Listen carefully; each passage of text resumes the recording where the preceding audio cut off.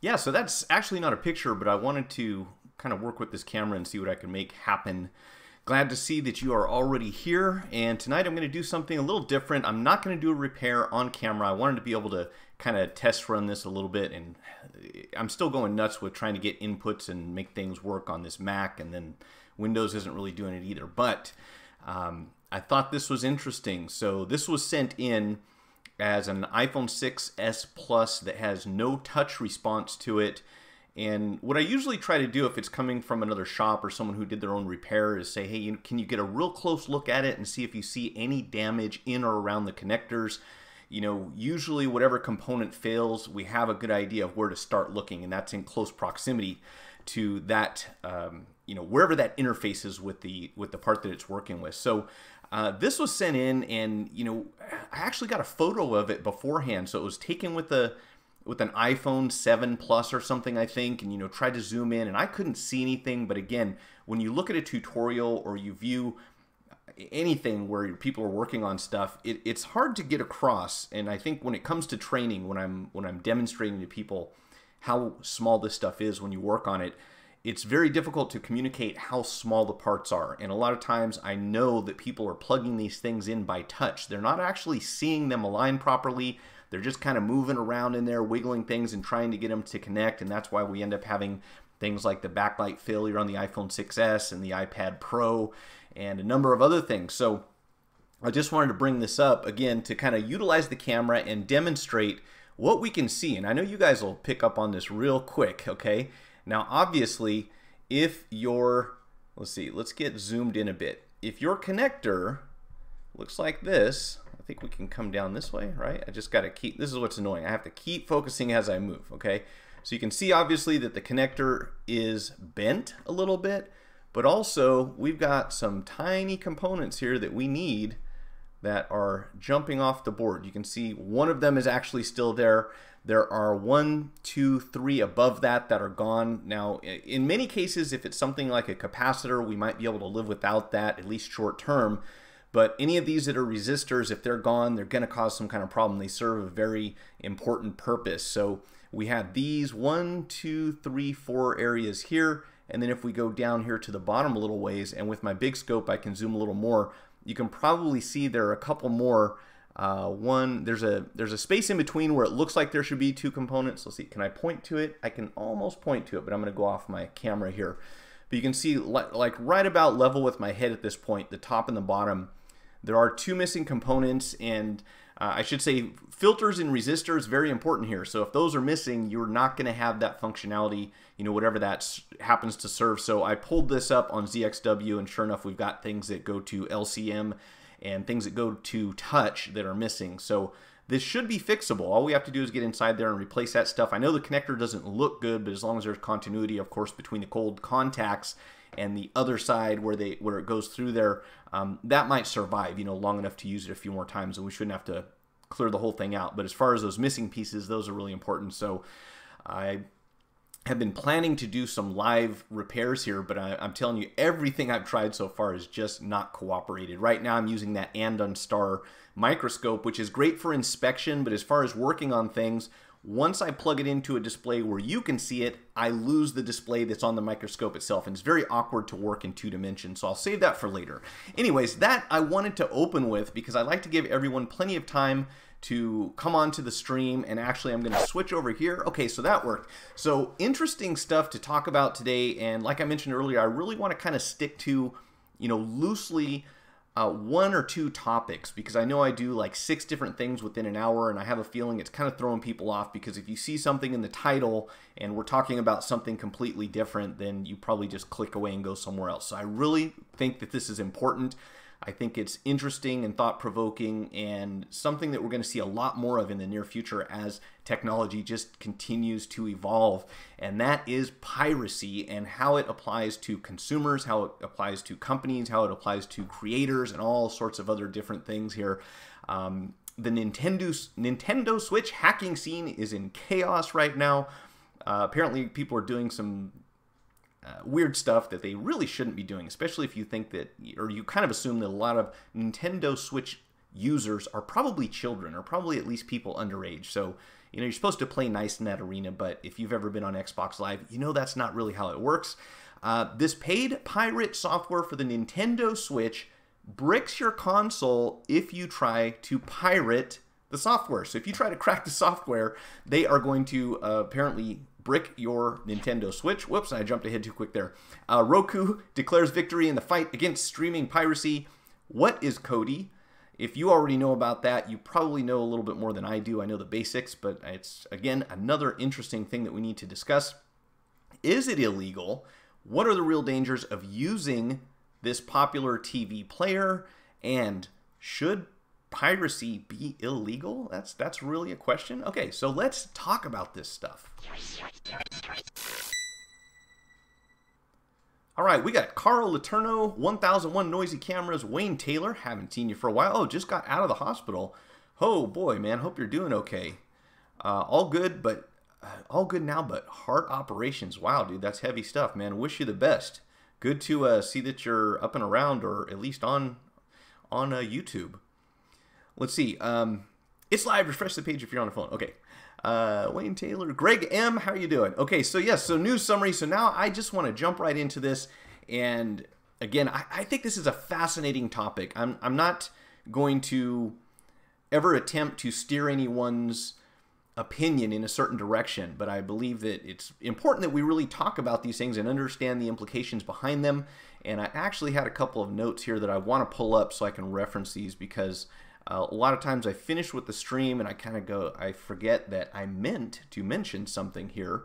And this one is particularly interesting. So what's happening apparently is there is the equivalent of a jailbreak for the Nintendo Switch, which, as you can imagine, allows you customizations and probably allows you to play pirated games. And this is the real issue that, you know, Nintendo and title creators would have with this, is that, well, if people jailbreak their Nintendo Switch, then they're going to go download games and we're going to lose money, and we understand that concern, right? And this is a very similar situation that we have with Apple devices, where people would come in and want to have their phones jailbroken, and there were some useful, completely legitimate things that you can do with a jailbroken device. And of course, there were things that you could do that, you know, if they weren't illegal, they certainly fell into the gray area. So we would never install any applications that broke any laws.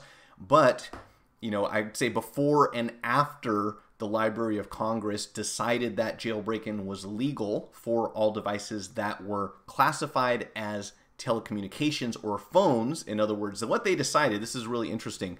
You know, first of all, the people in charge there, as you can imagine, really didn't grow up with this sort of technology. So a lot of this stuff is very new to them, and because they write the laws, that should probably be of concern. You think that we would want to have informed, educated people who understand what's going on now to be making the decisions about these laws as they apply to the technology that we use today, and not really basing this stuff on things that came from, you know, the 1960s or the 1970s.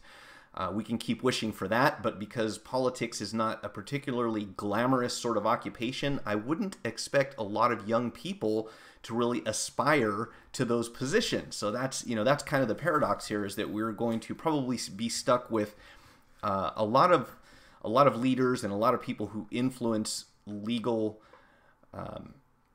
you know, laws and permissions, and, you know, you name it, anything that can be used against you, you know, is going to be based on the opinions of people who have been around for a long time, if that makes sense. So at one point in time, there was really no law regarding it, and we were jailbreaking everything. And then at one point, they said, well, we really need to reconsider whether or not this is legal. And there was pressure from, I'm sure, Apple and all sorts of other organizations. And they came to the conclusion at a certain point in time, and I want to say it was around the same time that they said, okay, you can unlock your phone, that's legal, that you can jailbreak your phone. However, jailbreaking iPods was not considered legal, and is not to this day as far as I know, because it does not qualify as a phone, you know, and things like tablets are a little too broad to really define. So what we got was the go-ahead to jailbreak iPhones, but not to jailbreak other Apple devices. And of course, we have to abide by those laws, especially if you have a storefront. You know, you don't want any problems with that.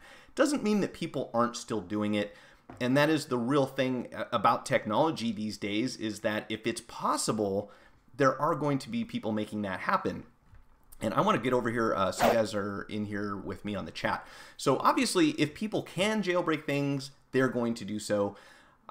I never recommend that you do anything that breaks the law or puts you or anyone else in jeopardy. But again, we know that this kind of thing is going to happen. And we also know that piracy is a real concern. If you have content that you created, like me and like a lot of other people out there, you don't want people stealing it, especially when there's monetary gain involved for that person. Basically they're taking your work, your hard-earned creation that you made, and giving it away for free or getting it for free, right? And I understand that. And at the same time, I think we have to acknowledge that when this technology is available, there's going to be a certain number of people who are using it. And if you try to police that, you're going to have quite a challenge in front of you there. And we know that the recording industry and other organizations have kind of cracked down on people who are downloading movies and music and that kind of stuff. But take a look at something historically like Napster, for example, where people were trading music, they were trading movie files, breaking all sorts of copyright laws in the process. And there are a lot of arguments on both sides of this that I want to get to at the end of the stream. But in the meantime, it's the interesting thing about it. I think this is probably one of the more common stories that we're all familiar with. And that is that Napster, number one, was a medium that would facilitate piracy, okay? Now, it was not necessarily designed for that purpose, but because it existed, people were using it to download music that they didn't have, they hadn't purchased legally, right?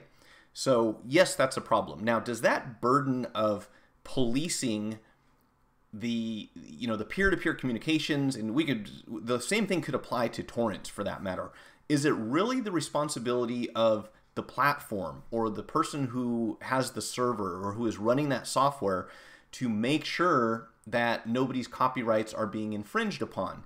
And at the time, and I still believe to this day, that it's kind of silly to say, okay, because people can commit a crime using this thing that you have available, whether or not that was your intention, therefore we need to take it away. To me, that doesn't make a lot of sense. And you'll hear, one of the more common arguments you'll hear is that, well, guns don't kill people, people kill people, right? So should we take away all the guns? Is it really the gun manufacturer's fault that people are committing crimes with guns? And I think most of us would agree that no, that is not the reason why. The guns aren't committing the crime.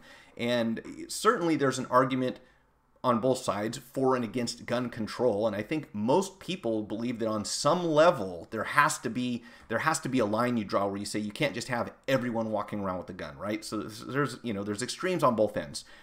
But it sure doesn't make sense to say that if you hit someone with a motor vehicle, it is the responsibility of the company that manufactured that vehicle for the injury that you caused, right? I mean, we can think of hundreds or thousands of examples of how this doesn't make sense.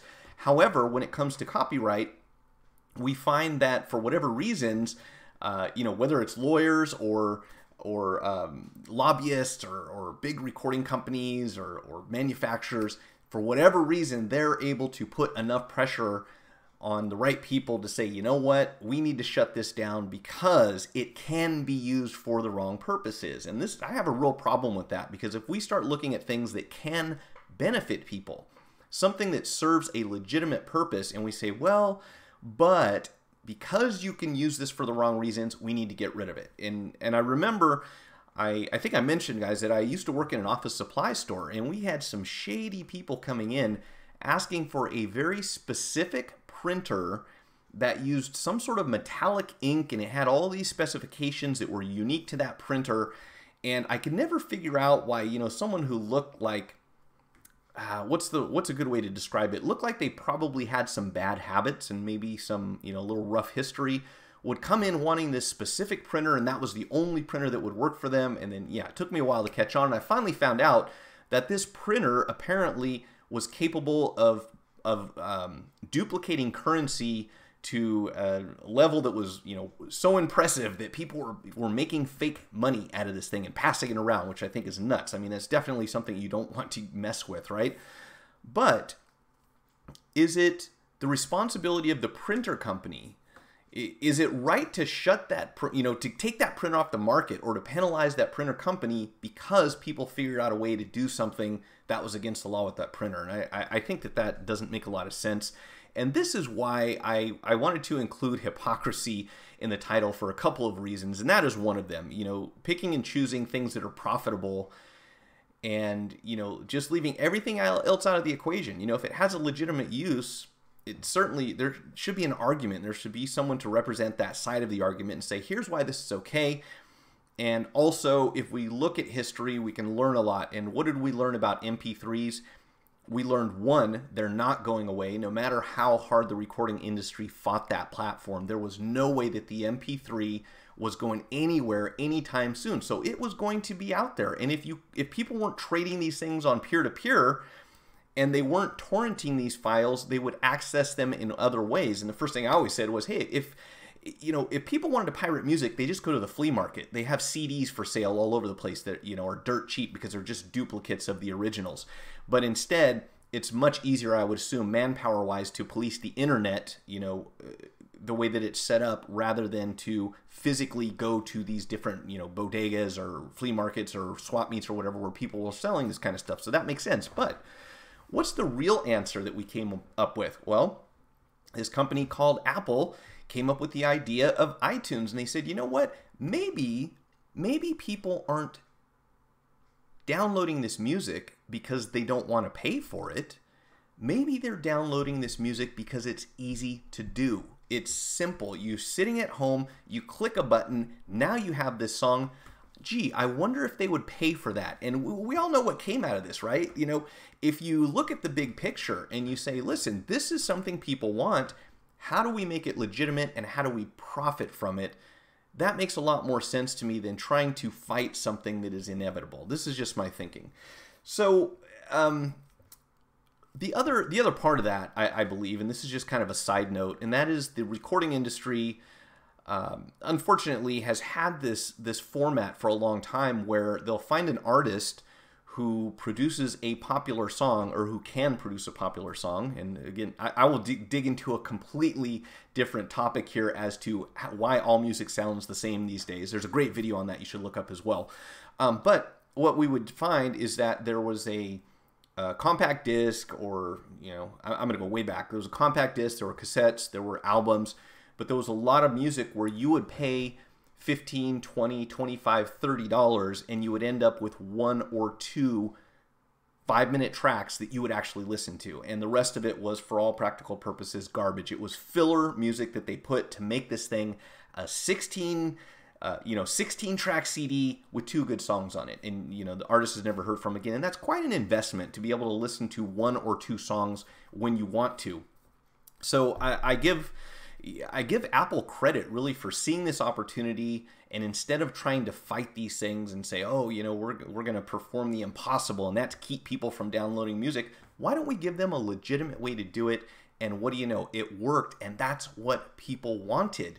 And to this day, I think that a lot of things that we see like this come down to the same thing. People want features, they want access, they want movies, they want this, that, and the other, and it's not always a matter of not wanting to pay for it. It's just how complicated it is to access that content. I mean, how much easier is it to get something on pay-per-view or on demand as compared to driving down to a video store and renting, a DVD or Blu-ray or anything like that, which obviously we know that's gone. So I think that's something that really needs to be looked at. I don't want to get too far ahead here because you guys are commenting, so let me make sure that I haven't missed anything here. Only have to abide by those laws if you're in the USA. Okay, point taken. But those pirates, would they buy the music, movies legally? I was getting to that, Wayne, and since you brought it up, I'm going to do it right now. Now, this is one of the arguments that's typically This is one of the arguments that's typically made in favor of piracy, if you want to call it that, and that is the people who pirate these materials, and I don't necessarily mean the people who are selling it if they're doing that, but people who are illegally downloading copies or producing copies of music or video or anything else.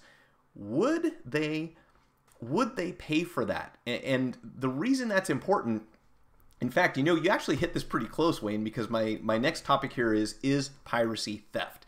And one of the things that is part of that is, if we look at those two things, so I'm going to back up just a second. We have piracy and we have theft, and we have people who would equate the two things to being identical. And I personally, I don't believe that's true. I'm certainly not condoning either of those, and I don't believe that in most circumstances there's a really good argument for pirating anything unless you already own it and you want a backup copy or something like that, which my understanding is in many cases it's legal to do that. But the big question that you ask is, if the people who are pirating these materials would not otherwise pay for them. So the recording industry, the movie industry will say, well, every time someone downloads a movie, we just lost a sale. You know, we could have sold that movie to that person. And this is a good argument, and I think there's a lot of truth to it. In most cases, that's not going to happen. That may have never been in that person's mind. You know, I'm not going to buy this thing, but you know, if I can get it for free, then I'll watch it. You know, you'll have that attitude, that response from people.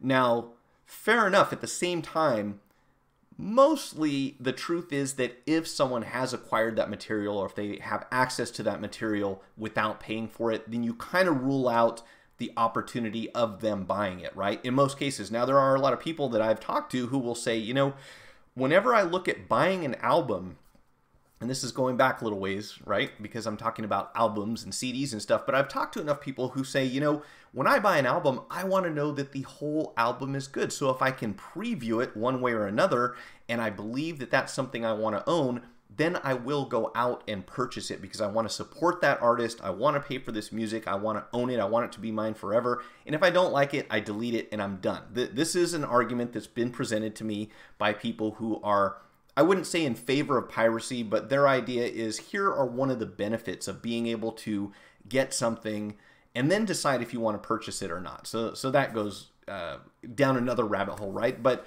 mainly what you're saying, I believe there's a lot of truth to, especially if you're talking about people who don't have the amount of money, you know, if you look at it that way, just don't have the income and can't justify making these purchases, whether it's music or games or movies or whatever else it may be. Maybe there's no possibility that they would ever buy that. Does that justify piracy? I don't believe so. But again, this is just my opinion. However, on the same note, think about this. And this is where I think that there are a lot of topics that still need to be discussed, and there's probably all sorts of litigation that will have to take place before we have really solid outcomes on these. But if you've ever gone to, say, a sports bar and watched an event, you know, whether it's a boxing event, football, or baseball, or anything else like that, typically there will be an admission fee if those events are being shown at a place of business, and there's a reason for that, and that is because they get charged according to how many people are viewing or are expected to view those events. Again, I'm talking about the US, so if you're somewhere else, things could be a lot different. But I do know here that at one point in time, we were watching a very popular boxer on pay-per-view at a bar, and this person who owned this place of business paid it was like $5,000 to get this pay-per-view event in his bar, because, you know, obviously the people that come to the bar are never going to buy that pay-per-view event, right? I mean, chances are, because they're watching it live already, so they're not going to go home and purchase it. So the people who air these events say, well, let's do the math. You know, if you have 500 people in a room that we can't sell to, but you're showing them this material, then obviously we'll charge you according to how many people are there, and, you know, take it or leave it, which I think is a good option, because you can certainly say, no, I don't want to show it on my pay-per-view. I'm not going to pay those fees. And if you do, you know up front what the cost is going to be, right? Now, when we think about that on a different level, because this is something that happens a lot, and I know there's a big difference between consumer and commercial, but let's say you have a movie that you own, that you've paid for you to view, right? So you purchased it, you own it. You are not allowed, again, in the US, you're not allowed to duplicate that content and then give it to someone else. You know, again, my best understanding is that if you have software, you can make a backup copy, because things happen to, you know, if you still have any hard copies. A lot of times now you just download things, but at least at one point in time, you could make one backup copy for yourself. You had to retain the license key in case something happened to your original copy. You have a backup, but you couldn't go out and sell that, obviously, right? Now, what happens if I have a movie that I purchased that belongs to me, and then I lend it to you for you to watch? Have I infringed on anyone's copyrights? And what if I have a big party at my house, and I have 20 people over, and I show that movie in front of those people? I'm saying on a consumer level, so I'm not charging people admission to my house. But when they come over, everyone knows that this movie is going to be played, and I'm not charging anyone to get in to watch it. Am I, at some level, infringing on copyright? Am I breaking any laws by doing so? And if so, why? And where do we draw the line? Is it only when you're doing it for profit? Because when you go to someone who owned a business could easily say, I'm going to screen this live sporting event. I'm going to play it in my place of business, but I'm not charging a cover. There's no admission to get inside, but they know that the amount of sales that they're going to generate based on that event will justify the number, the amount of money that they're paying to show it in the bar, right? So this gets very complicated, obviously. But I think, at least in this respect, the bottom line is that if the ability is there, it's going to be much wiser to figure out a way to monetize it legitimately so that everyone's happy. People can pay to get this stuff easily. And it's kind of what we're seeing, the transition right now away from pay-per-view on cable TV, because now we have all these streaming services, which, of course, all of the big ISPs are trying to fight, because most of them also have cable packages and telephones, which, again, I can't understand why they try to roll this into their package. But yeah, so that is interesting, right? Chances are they were never potential customers. That may be true, I think, in a lot of cases, and I agree with you on that. And what about virtual digital copy for music and movies? How many times is one person expected to buy the same movie music? And I would add to that 1001, how many times are you allowed to watch it? I'm assuming it's infinite, right? Once you buy the movie, you can watch it as many times as you want. Can you lend it to anyone you want? Can you give it away? Can you resell it? What if you buy a movie and you own it, but then you resell it? Are you infringing on somebody's copyright? I don't know the answer to these. I'm definitely not a lawyer. I mean, I download all my free... Very funny. Let's see. Wow, an actual printer that prints money. Yes, supposedly that was a thing. These days, #1 top 40 hit song along with 10 other mess songs on an album. That is the problem that I have with music, and this is why I love things like Spotify and iTunes and Pandora and, you name it, where you can pay to listen to music. You can choose the music that you want to listen to. And if you've listened to the radio recently, there is a formula that goes into producing popular music, and the compression that they do with the music nowadays to make everything sound loud. I don't want to get too off track here, but guys, this is a fascinating topic. Look up the video that's called Why Today's Music Sucks. And there is an actual science to it, because what producers have done is decided that it doesn't make sense to take risk anymore in the music industry. Follow the same formula, compress the music digitally in the same way so that all the sounds are just kind of mushed together and you don't have much, you can't hear those little intricacies that are there. Remember when CDs first came out and you can hear the little hi-hat that you didn't notice before while it was playing on the radio? When digital music came out, everything was such a great copy, and they've taken that and compressed it in a way that it sacrificed the quality in favor of making music sound just like music that people are already used to listening to, so that it becomes popular faster. It's crazy. It's unfortunate, really. It's kind of sad. Buy it from their Bandcamp page. Was I a pirate recording all my favorite TV shows on my Vice in the 90s or on it over today? That's a good question too. What if you this is the thing that's so funny to me. What about TiVo? Remember TiVo? Now we've got DVRs, and back in the day, people would record on VHS tapes, and there was an argument made that was technically piracy, and the entire industry, all of Hollywood, was opposed to VHS. They wanted to shut down Beta, all those video recorders, they wanted them gone, because look, how are we ever going to make money anymore if people can record television shows and then share them? And yeah, obviously, it works. People want to be able to see what they want, when they want, and if you allow them to pay for it, I think it's a lot smarter than trying to, sue people for ridiculous amounts of money, especially when it ends up being like a minor or some old I shouldn't say old, but some senior citizen who has no idea that their grandchildren are downloading music over their connection and they're legally responsible because it was on their internet. I mean, it gets silly. Hey, Caesar, good to see you, man. Where are my pictures? I want to show everyone your store. You got to send me the media so we can put it on here. Caesar is up in Napa. I am jealous. I wish I lived in Napa myself. And he's got a repair service. I actually trained Caesar myself, so I know he's good. So if you're in the Napa area and you need your phone or tablet repaired, he's the man to see. And hopefully we'll have some pictures of his setup here pretty soon. VCR should read and PVR, damn stuff. Okay, yeah, no worries. So here's another thing. On that topic, where do we go? So there's two things going on here with Nintendo. One is that the Nintendo Switch has been hacked. And there are some good things that you can do with it, and there are some things that, you know, obviously not desirable for most people. And one of the examples they give is that in Mario Odyssey, the best-selling game on Switch, has a balloon mode where players set platforming challenges for one another by placing balloons in hard-to-reach areas. These balloons show a profile picture of whoever sets them, normally this would be an avatar vetted by Nintendo. Apparently, however, some users are reporting that a small number of Odyssey players have changed their profile pictures to porn, and these avatars went on to show up in-game for other Mario fans, which is really sad, you know, and like I said, it's unfortunate. You would hope that people would play nice when there's probably a lot of kids playing this game, right? But that is not the reality of video games. So maybe I'm just, you know, out of touch. But to put porn into a Nintendo game is pretty sketchy, I think, right?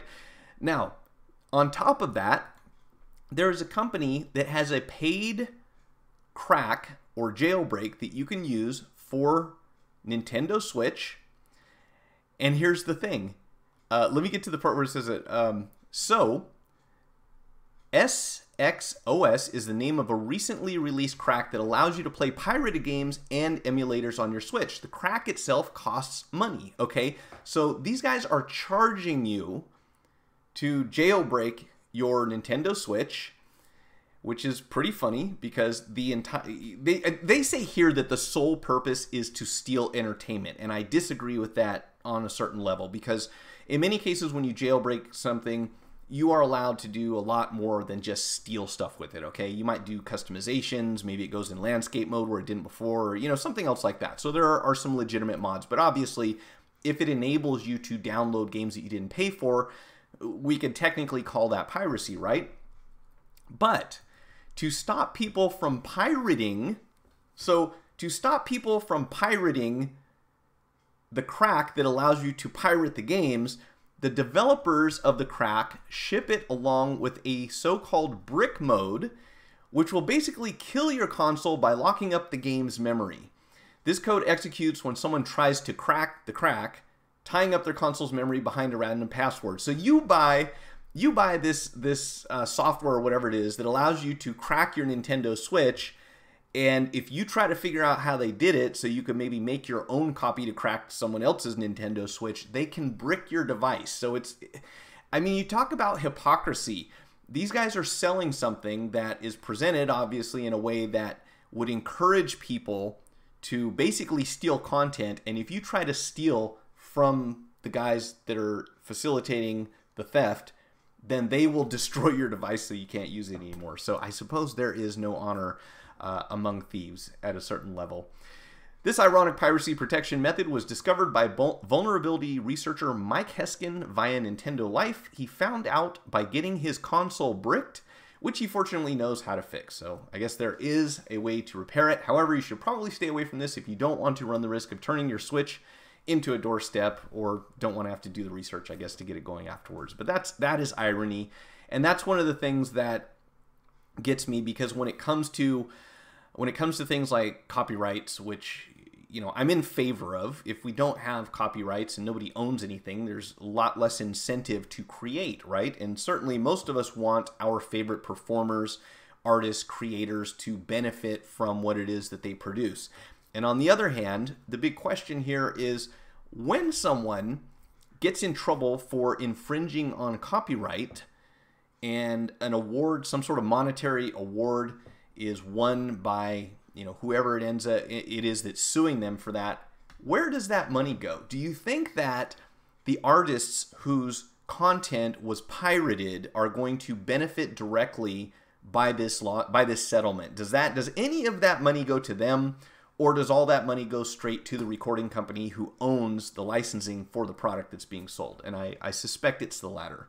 And that's why while I am certainly in favor of protecting content for people who own it, it's very sad. If you talk to anyone who's in the recording industry, one of the things that a lot of them will tell you, if they have a contract with the company, is that if you want to become a performer, don't be in a hurry to sign a record contract, because most of them at this point in time are so heavily in favor of the company that owns it rather than the artists themselves. And we found out, when the artist formerly known as Prince turned his name into a symbol instead of a name so that he could produce music because he didn't own the name Prince anymore. It's a pretty good example of, someone wising up and saying, hey, this is mine now. I've made a name for myself.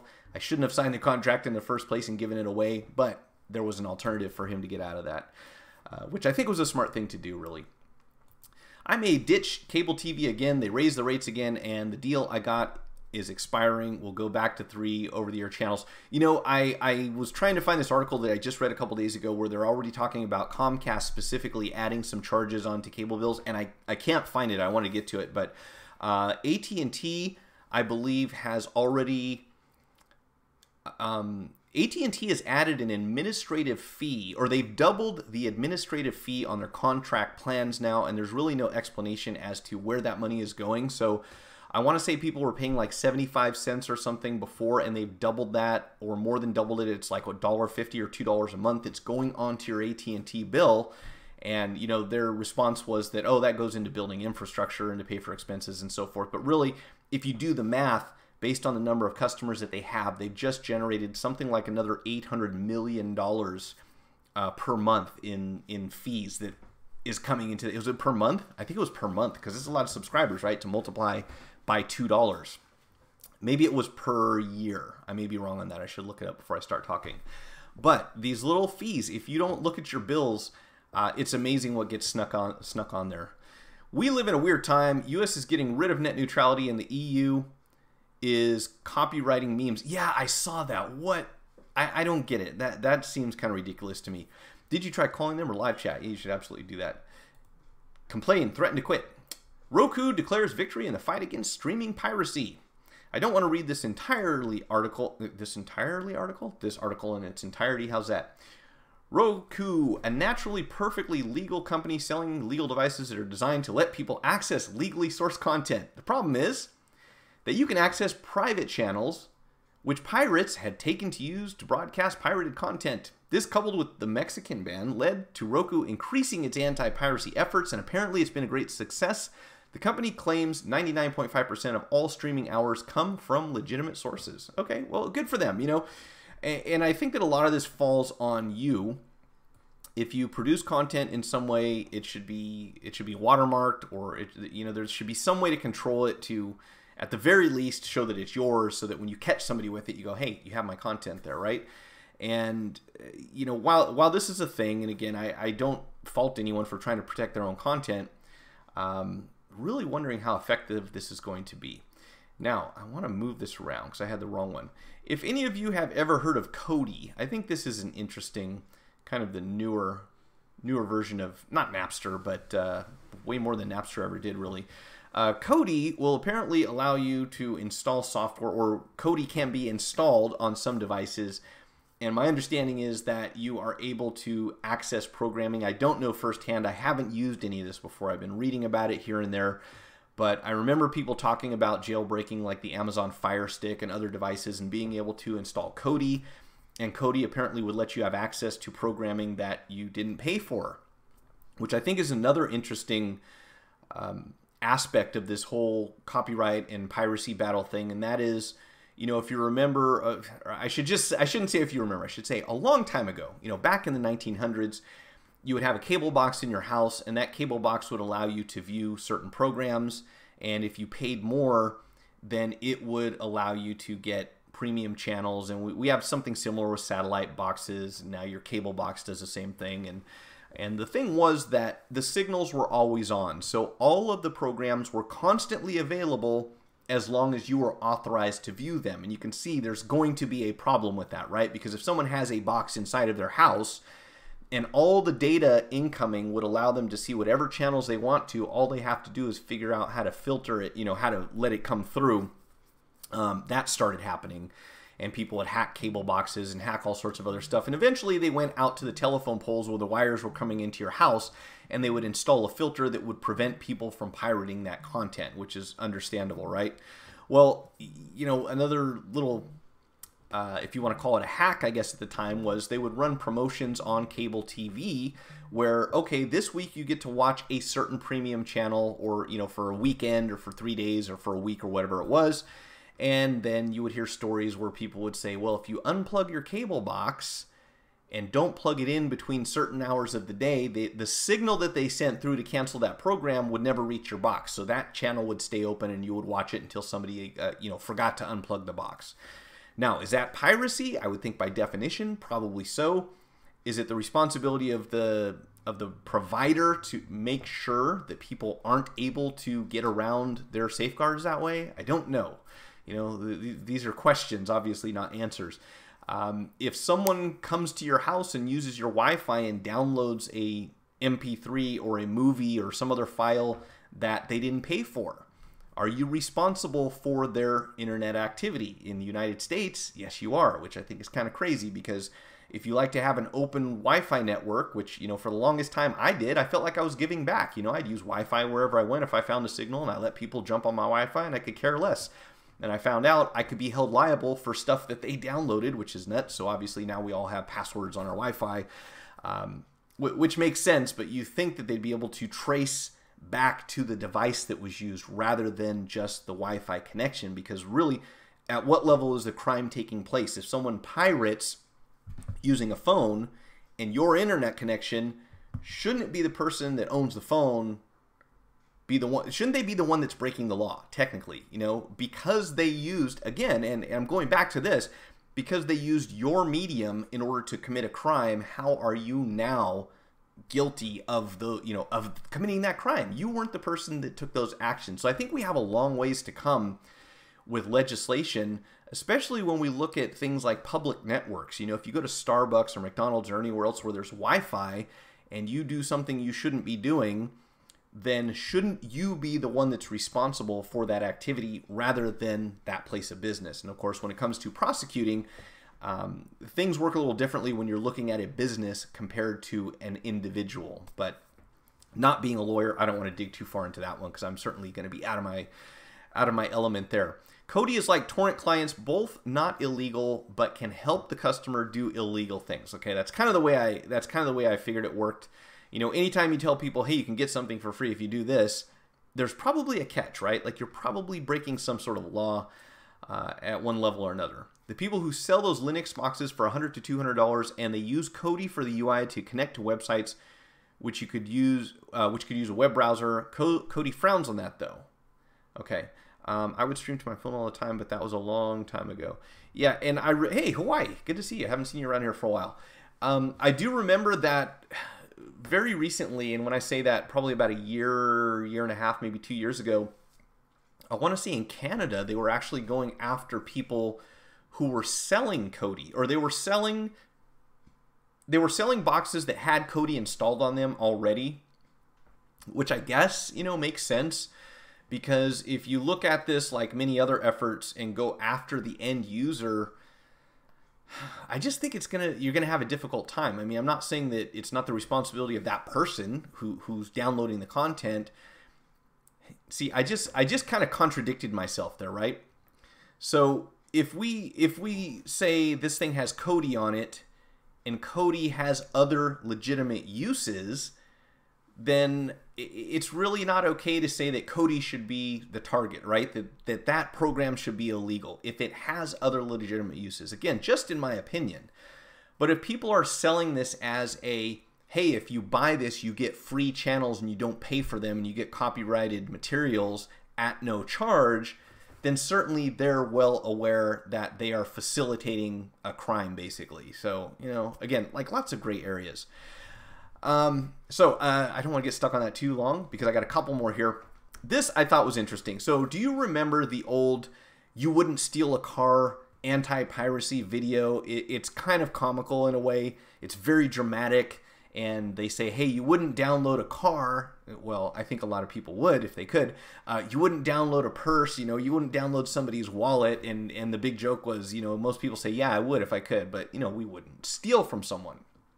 And again, a whole separate thing here is if you have something, if I have this, and you copy it, and you make a second one, you haven't stolen this, right? You've duplicated it. And I think that's an important distinction. I'm not saying that it justifies piracy, but I believe that putting piracy, you know, equating piracy to theft is not accurate. And if we really want to address this, we have to define it correctly. Because when you start throwing terms around that people can step up and say, you're not right, you know, you're wrong, your facts are wrong, you basically weakened your argument. So I really think it's in the best interest of anyone who is anti-piracy to define it for what it is, and that is unauthorized duplication. It is not theft. It is not the same thing. Now, are you stealing from someone? Well, if so, in most cases, you're stealing from the company that owns the rights to that content. I don't think that you could say that the artist doesn't suffer, that the creator isn't somehow being affected by this, but I think who's really being stolen from, or who's really being victimized, if you want to call it that here, is the recording industry or the label who owns that particular piece of content, which is why it becomes very difficult to present this argument, because people view big companies a lot differently than they do individuals. You know, if I said, hey, if you download this video that I made without you know, watching the ads or whatever it is, or if I've got some content that I'm selling and you get it for free, you're stealing from me. In most people's minds, that's a lot different than saying, hey, if you download this song off of whatever, and it belongs to this particular recording company who has, you know, 1,000 artists that they represent, people don't think of that the same way. It's not as personal at that level. And I believe that that's why the argument is, you know, they're trying to use this argument that, hey, you're stealing from creators, you're stealing from artists, which would be a lot more convincing if that was the truth. You know, if the money was coming directly out of the artist's pockets, most people, I think, would say, man, I don't want that person to suffer because I'm not paying for this. But when you present it as a big company, which is what it really is, it's a little more difficult to convince people of that. So when this thing came up, and this story's been going around for a long time, and according to torrentfreak.com at least, it was not true. The music that was used in this anti-piracy ad was for a long time said to have been pirated. So in other words, they got the music for this advertisement against piracy without getting permission from the artist who produced it or from the recording company who owned the rights to it. Apparently that was not true. And if it's not, it's a difficult thing to change people's minds about something like this that's floating around without a lot of documentation behind it. So again, according to this article on torrentfreak.com, this was actually used for legitimate purposes. The artist was compensated for it, or whoever owned the rights to this song. But there was a big story going around where people were saying, oh, how ironic is it that an anti-piracy ad has stolen someone's music and used it without their authorization? It makes for a good story, but apparently that's not the case. So what are you going to do? Well, you can now download someone's wallet cryptocurrency. You have a good point there. That's but that would be theft as opposed to piracy, because you're not copying their crypto, you're actually taking it out of their account, right? So kind of a big difference there as far as I'm concerned. Bell LaPierre got injunctions against a lot of dealers out east. One dealer had an interview with the national TV network. Not a good idea, draws targets to oneself. Yeah, really? So he was talking about selling Cody Fire Sticks or something like that on TV? Not too bright, I would say. I thought it was someone in Europe where they gave some guy jail time for selling something with popcorn time on it, which I'm pretty sure was 100% copyrighted material. I'm not familiar with that one. Popcorn. I don't know about that one. Interesting. All right, so last but not least, hey, look, I got 10 minutes to spare. We can hang out and talk for a little bit longer. And this is a good one to go with, I think. Should piracy be legal? What? Yes, this is an actual article or post on debate.org. If you want to go there and check it out, I've got the link down there in the video description, or it's pretty easy to get to debate.org and look up should piracy be legal. And there's a real conversation that's been going on about this, which it doesn't surprise me. And I know that some of this is coming, first of all, you just say, look, piracy, it's wrong. If you're pirating on a ship, pretty clearly that's a bad thing, right? But if you're pirating content, and I remember the funniest thing about Napster was at the same point in time we started hearing all this stuff in the media about piracy on digital content, we were also dealing with Somali pirates who were attacking ships that were going along the coast somewhere. So there was just that, two things. And which pirates are you talking about? Could be both for all we know. So should piracy be legal? Yes or no? And we have 38% on this website saying no, and 62% saying yes, piracy should be legal. This is a real conversation, and this is I assume, a nonprofit website. It's debate.org, and people are really saying 62%. So that would be the majority of people who have engaged in the conversation here. Oops, sorry about that flashing thing. Saying, yeah, piracy should be legal. And very interesting arguments that they lay out here. Again, I don't want to steer anyone one way or another. I mean, if you're taking something from someone and it's costing them money in some way or another, certainly there's something morally wrong with that. And the real problem here, I believe, or one of the problems that we have, is that legality does not necessarily equal morality. We have a lot of things that are legal that aren't the right thing to do, and we have a lot of things that are not legal that in many cases are okay to do. So with that, in this environment where we look at a lot of laws and we think, that's silly, that there shouldn't be a law against that. That is the result of, just a perpetual creation of new laws, like every month, every year, every day probably, there's something new put on the books. We need a law about this, we need a law about that. And eventually there's so many, and there's so many silly ones that people start picking and choosing which ones they believe are, like real laws or like are important laws. And I think that environment leads to a situation where people just really start picking and choosing more what they believe is right rather than what they think, what they're concerned about being legal or not. And that's not a good place to be in. Certainly we should have laws that make sense and are easy for people to understand why they're for the greater good. It's in the best interest of the public. It's in the best interest of society for us to all do this. And unfortunately, a lot of people are not capable of figuring that out for themselves, so they need to have something written down that says, you better do this or else you're going to get in trouble for it, right? But when you have an excessive number of laws, especially ones that don't necessarily make a lot of sense, you end up with a lot of people saying, I don't care about that law, or I'm going to follow this law, but this law that's for other people. It doesn't make sense. And I think that this has kind of led to this debate on piracy and this state of mind that a lot of people have, where they say, hey, piracy should be legal. And if you look at the arguments, they're interesting. And the first one, of course, is it's not stealing, it's sharing. And that's kind of true. It is not the same as stealing, and that's my point. But we need to define it for what it is, and it is unauthorized duplication, and it is piracy, and it is costing people money. But to call it theft is not accurate, and I think we really need to redefine that so that people understand how it works.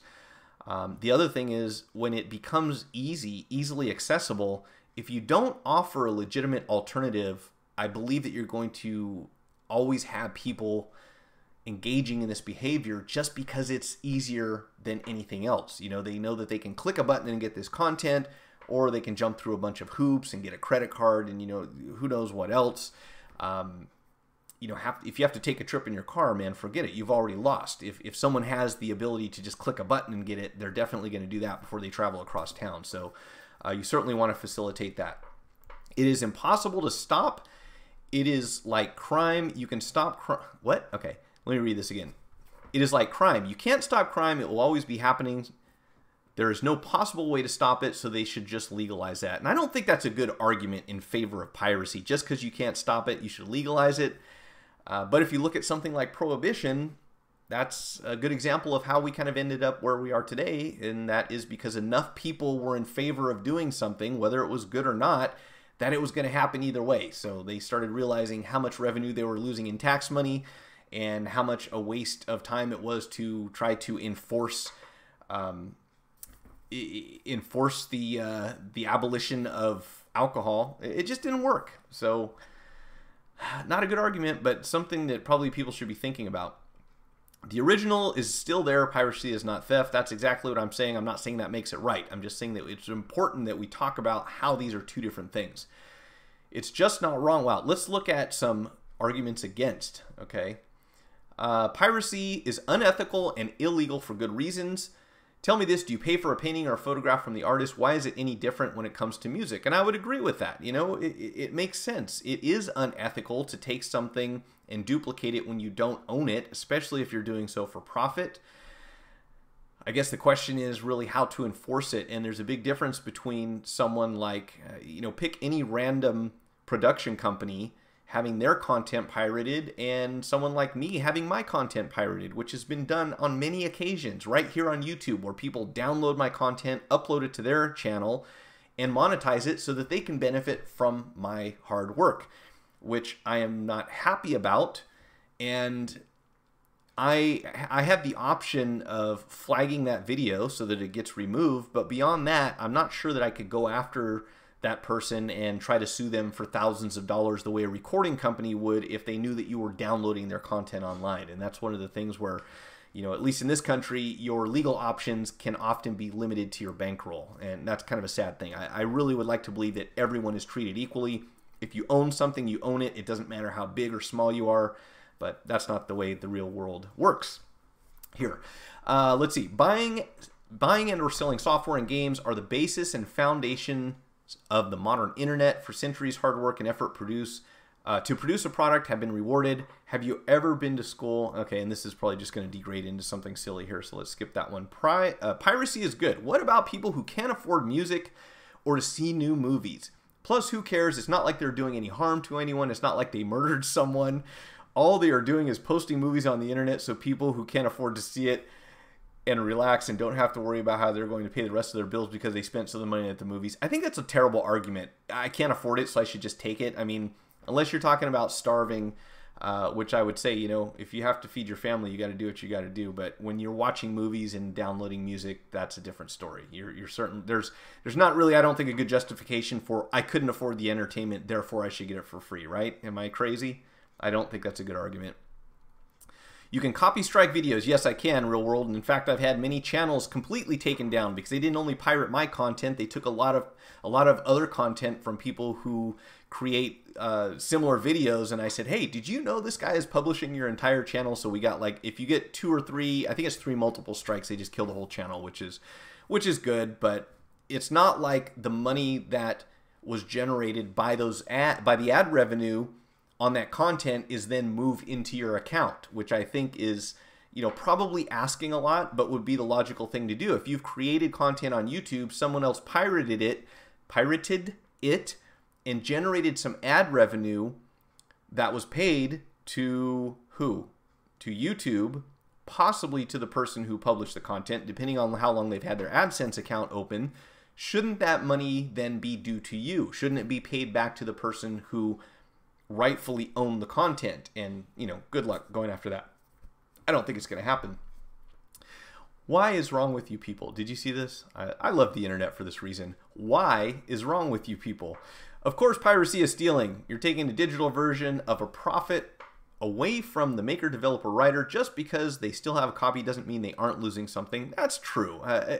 It's true and it's not. I mean, I don't believe that it's stealing, but you're certainly taking something away from them in another way.